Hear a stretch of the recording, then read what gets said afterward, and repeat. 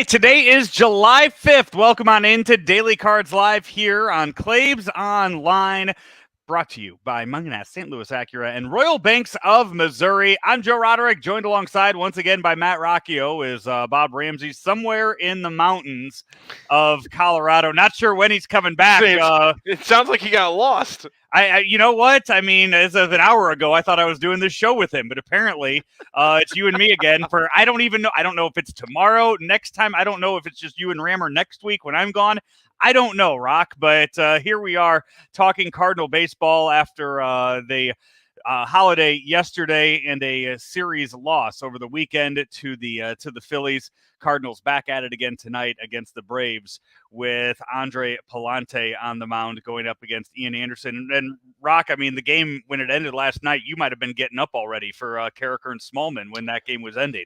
Yeah, it was about that. That was a long one after that delay, and the Cardinals made it a little bit interesting, but still, just kind of a disappointing game in light of the holiday. As you know, I know most fans by now have seen the box score and they woke up seeing the box score. The game didn't restart till 10:30 Central Time last night, so that would have been 11:30 out there. They were bound and determined to get that game in. You saw Juan Yepez with another home run. He and Dylan Carlson both have been hitting the ball really well for the Cardinals over the past few weeks, and Juan Yepez gets a little bit of a, I guess, reward for doing that. As we look at the lineups tonight for the Cardinals and the Braves, it's Andre Palante against Ian Anderson. The Cardinals will lead off with Brendan Donovan in left field. So Tommy Edman, it gets moved down in the lineup. Not a day off for Edman. He gets moved down the lineup. Juan Yepez DHing, Paul Goldschmidt at first, Nolan Arenado at third, Nolan Gorman at second, Dylan Carlson in center, Tommy Edman at short, Connor Capel in right, and Austin Romine is in behind the plate. For the Braves, it's Ronald Acuna Jr. in right field. Dansby Swanson is at short. Matt Olson at first. Austin Riley at third. Marcelo Zuna DHing Eddie Rosario in left. William Contreras is behind the plate. Phil Gosselin is at second. And Michael Harris II is in center field. So the Cardinals, who for all season, since a couple weeks into the season, Tommy Edman's been your leadoff man.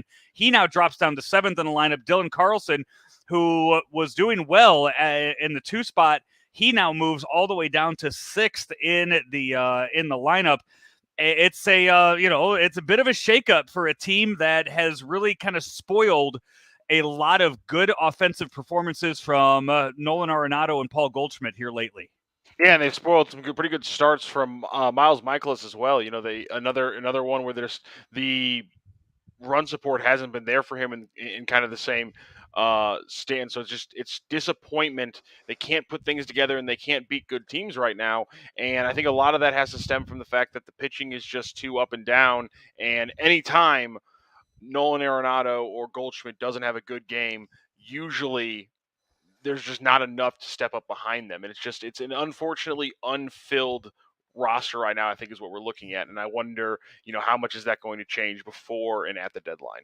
Yeah, the last 15 games for Tommy Edman, he has been batting 186. That's 11 for 59 over the last 2 weeks of the season for Tommy Edman. So if you're wondering why moving him down there, and then for Dylan Carlson, over the last month for Dylan Carlson, he's been hitting 299. Over the last week, he still has been hitting well at 308.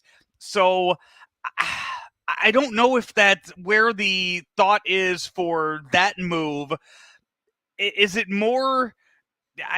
I don't know. I don't know if you're trying. I mean, Juan Yepez has been real hot lately. Are you moving him up to see what you can get going up there? Maybe, a couple doubles, getting him in scoring position for Goldschmidt and Arenado, and hoping that Carlson kind of is down there to compliment Gorman there, protecting those two. I don't know the move, the reason for that move with this lineup. I don't know why you wouldn't go Donovan or Carlson leading off and then the other one batting second and keep Yepez down there at 6. Yeah, it does seem like a weird move. Is there any, sometimes just got to settle for change for the sake of change. Just giving a shakeup, giving the Braves something they haven't seen yet. Because even when you try to break down some switches, because they're facing they're facing a righty. There's not anything you know huge that they have to do. Obviously, Edmund, maybe that's just the thought process. Probably, I'm guessing, just based on what his platoon splits are the entire year as a lefty against righties, he's about 60 points lower in pretty much everything, including batting average, than when he's facing righties as a lefty. So I just wonder if maybe the majority of that slump has probably been against righties, just how it's looked lately. And so he's probably just try to give him a little bit of change, take the pressure off him a little bit, give Yepez, like you said, give him a nice reward, bat him second. I don't know, want to get too into it. I kind of actually like the Nolan at 4 and 5. I think that's probably my favorite part of this change. And I'm ready to see what happens here. Yepez is just he's hammering the ball, so give him a chance to get maybe one more look in the lineup at some point in the game. Yeah, nobody on this Cardinal roster has faced Ian Anderson. He is a young guy in his second season right now in with the Braves, and so I don't know what the I don't know what the reason is for that. I know that Ali Marmol has already spoken with the media and has said it's kind of they thought moving Edmund to shortstop would cause some wear and tear. They're kind of attributing that to some of his offensive struggles. Maybe that's kind of the excuse they use to bring Paul DeYoung back up here at some point, is putting Edmund back at second full time and moving everybody else around. I don't know where they're heading with that. Are we going to see more Brendan Donovan at shortstop now with as they're citing wear and tear on Edmund for the cause and him not being able to hit? Or is this just kind of a peak and valley of the season? Tommy Edmund's been one of the best players in all of Major League Baseball this year. I mean, look at his numbers, look where they line up. I mean, at some point he had to hit another slump. Not everybody is going to just go 162 games being having the highest WAR in all of baseball. And I know it wasn't a lot of at bats, but if the issue here is wear and tear, and you're going to move him down to the seventh spot in the lineup, again, it's only 11 at bats over the last 8 games. So why not Edmundo Sosa come in for today's game? That seems. I mean, maybe you just don't want to go righty on righty if you can avoid it. Again, that's kind of an issue they have in this lineup already, doing that too often. So maybe that's just the reason you don't pull the trigger there. But if it's wear and tear, and you got a guy who, again, in limited time across the last 10 games, it has an OPS of 950, 960. Why not let him get a shot? I think the Edmundo Sosa playing time thing, it's confused me since the offseason when all the rhetoric was driven towards Paul DeYoung coming back, despite Edmundo Sosa really having an outsized offensive season and not trying to maybe build on that. And this is another one where I'm just wondering when the playing time for certain young players. That's the only the I've been pleasantly surprised with Marmol's decision making in game with the bullpen. And that's why I'm a little confused about some of these playing time decisions that he's made. And my extrapolation of that would be that sometimes pregame decisions aren't Marmol decisions. It's still fun to see the amount of potential that this lineup has.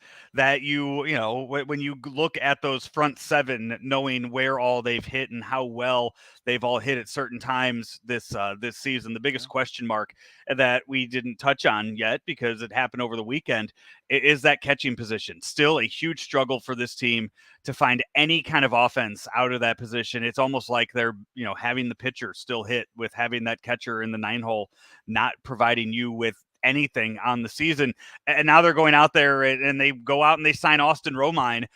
There are no options out there around baseball when it comes to finding a catcher, an offensive catcher.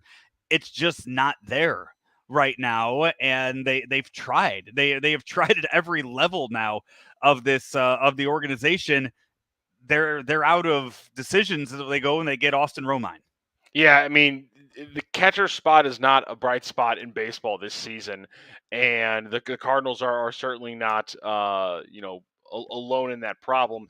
Right now the league average right now for catcher is about a 650 OPS.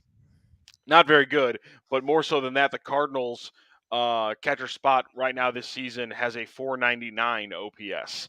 And if you look at OPS plus, obviously they're 46% worse at the catcher spot than essentially the league average right now. And so you're already talking about a bad spot, a bad hitting position in the league already this year, especially more so than usual. And now you're talking about them being 46% worse than that. So I mean, it's not about getting outsized production. It's not about leaning on the catcher spot, but it's about being able to get league average production and not have a giant hole in your roster. And that's just the spot they're at now. Again, they decided to lean into the defensive spot. If Herrera's not going to hit and Kisner's not going to hit, well, then you just lean into the defense and you get a guy like Romine who's a pretty good backstopper. But it's definitely an issue right now. I think no overreaction to Herrera in an 11 game stretch, right? His first real shot in Major League Baseball. So nothing to freak out there, but this is what happens when you're coming off of a borderline Hall of Fame career from a guy for 16 plus years. You're looking at some trouble sometimes with the transition, and that's what they're dealing with. And that happens even to great franchises that plan it out for years. Yeah, I don't know. I mean, you have to. I said this earlier with Claves. It's to the point where you kind of just have to look around at baseball and see who is calling up a hot prospect catcher and then grabbing whatever they throw on the scrap heap. What did the That's Orioles? What did the Orioles throw on the scrap heap? it was God. It was a guy that actually started against the Cardinals, and I thought had 2 good games Oh against well, them. But I would imagine he's already got been picked up. yeah, he's been snapped up. That was a month ago. Yeah, so that's I don't know where else you have to look. And he mentioned Yan Gomes, with who's right now with the Cubs. The Cubs probably aren't trading you Yan Gomes to help you out. Is it annoying that that half of the good trade prospects in baseball are on the Reds or the Cubs? Right. So Infuriating. you're not getting him, and you kind of have to wait until they decide what to do with Wilson Contreras before you even know if Yan Gomes is an option. Mm-hmm.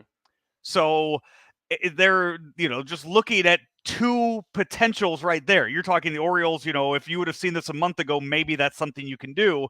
I don't know what options are out there right now. I really don't. So And there's probably not many options out there. So here's the thing, though. They got to get anything better than that, and they have to close the gaps when it comes to them, when it comes to other spots on the team that are hitting below average. Right now, shockingly enough, both left field and right field production throughout the entire season is below average for Major League Baseball. So that's something that has to get to a higher level. That's expectations just coming to a level not that would even surpass what we thought preseason, just the level we thought for preseason. And a guy like Tyler O'Neill coming back and hitting anything like we saw, Dylan Carlson maybe getting shifted back to right field, being able to put those numbers there. You start doing those things, and all of a sudden you can close the gap in a position that we're just being 100% honest, probably isn't going to get better because you can't now lean on development from these young guys this season, and you don't know what you're going to get from your veteran guys either right now. And so it's just got to be stepping up and production from the other people you expected this season, like a Tyler O'Neill. yeah, I mean, I'm just kind of looking around baseball right now at what options are even out there as you're, who else is there, and just trying to think of any catchers that are a possibility right now that you can make a move for or take off somebody else's hands. And I mean, it's really bad around baseball right now. I mean, what do you see what the Mets want to give you or what you can give the Mets for James McCann? I mean, but then here comes the other thing. Now we're talking about them having to make a trade for a catcher, and the conversation still isn't going to change with Matthew Liberatore getting shelled on Saturday, and with Dakota Hudson having another start where he can't place the ball. 44 strikes to 30 balls is never going to get things done. Another 4 inning game for him, just not being able to go deep into games. It's just those issues now with the starter. They're gonna need a legitimate starter now because you have Wayno, you have Palante, you have Michaelis, but you don't know what you have in Mats. You don't know what you have in Jack Flaherty. You now not really confident in what you have in a Libertor coming up or a Hudson this season, and so you need another starter right now to have any kind of confidence. And if Palante is going to be one of your 100%, starters right now, and he is, well, now that equation we talked about of getting a starter and then moving Palante back, that's not even an option anymore. And so that reliever is still an option too. And so, this, I'm sure this is exactly what you and Claves talked about, because this is exactly what Claves laid out with Carricker and Smallman earlier today.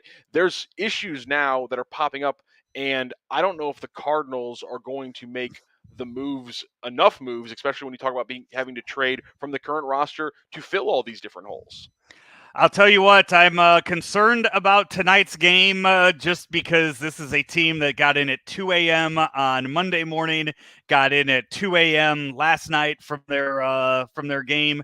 I feel like at some point that catches up with you, and you have one of those games where you lose by 15. It's just, but you know what? You hit the reset button, you get everybody out of there, you get them off their feet, and you say, all right, we'll come back and we'll do it again tomorrow. And that way you kind of, do that before the All-Star break instead of just struggling and crawling along till the All-Star break. I see one of those coming, and I'm worried that it happens tonight.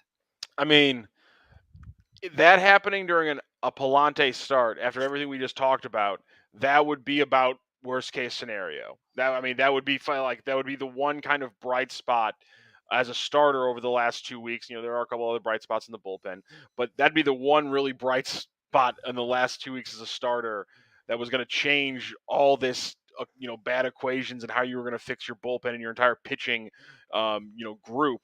And if Palante gets shelled tonight, man, that's a question mark you didn't want to deal with. Well, tomorrow it's Miles Michaelis against Max Fried, so that will be one hell of a pitching matchup. So hopefully we don't get a wasted performance on that day if it happens. Like I said, if it happens, hopefully it doesn't. But we'll have we have a fun matchup to talk about tomorrow night. A wasted performance for Miles Michaelis? No, I haven't seen that before. No, he doesn't. But you don't want him to get shelled. I mean, if the Cardinals are losing by 15, that means so we don't need that. Michaelis is making his push for the All-Star team, so that's he's got that to worry about. Hey, this has been another edition of Daily Cards Live here on Claves Online, brought to you by Royal Banks, Missouri, and Munganess St. Louis Acura. StLouisAcura.com is where you need to go to check out all the inventory they have there in stock, and just go and see them at 13720 Manchester Road and see why they are the nation's only 30-time Acura Precision Team winner. It's like I said, you could shop from home at StLouisAcura.com. He is Matt Rocchio. I'm Joe Roderick. We will talk to you tomorrow here on another episode of Daily Cards Live here on ClavesOnline.com. From our roots in St. Louis, Royal Banks of Missouri is branching out to continue serving you with our locations in St. Charles, Jerseyville, Granite City, and now in Hannibal, Center, and New London. Royal Banks of Missouri, the community bank in your community.